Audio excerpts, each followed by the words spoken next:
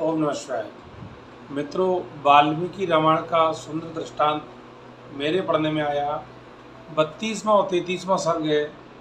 जब प्रभु श्री राम ने कुशनबाग जो राजा थे उनकी कथा अपने गुरु विश्वामित्र जी से सुननी चाहिए, तो उन्होंने कहा, हे गुरुवर, मुझे कुशनबाग जो राजा थे उनकी कथा सुनाइए। तो वो कहते हैं कि उन्होंने एक जो अप्सरा थी घृताची नाम की, उनसे विवाह किया और उनसे 100 कन्या उत्पन्न की।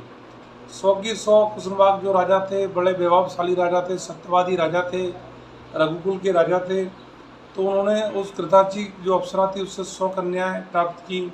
100 की 100 कन्याएं अति सुंदर थीं।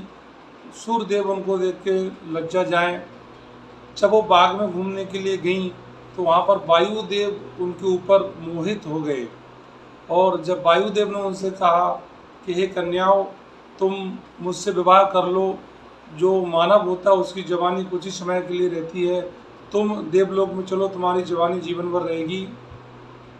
इस प्रकार तुम देवलोक में निवास करो और यह पृथ्वी लोक छोड़ दो।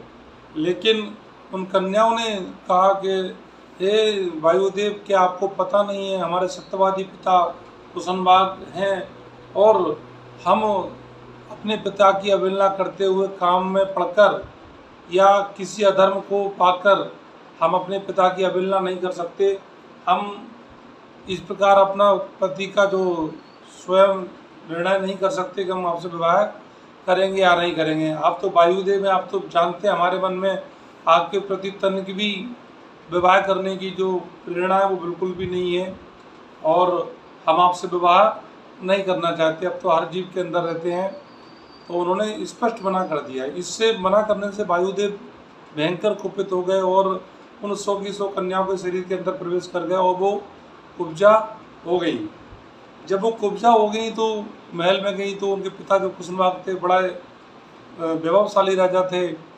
और उन्होंने जब देखा तो उन्होंने पूछा तो उनकी लड़कियों ने सारा दृष्टांत बताया कि वायुदेव की जो हमारे ऊपर थी वो बुरी दृष्टि थी, खराब दृष्टि थी, हमने उनको मना कर दिया तो वो हम पे कुपित होकर हमारे शरीर के अंदर प्रवेश कर गए।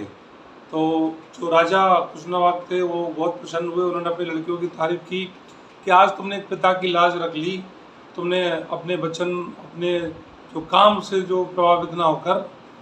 अब इधर जब वो कुब्जा हो गई तो पिता के मन में चलने लगा कि बेटियों का विवाह कैसे करे, कौन करेगा।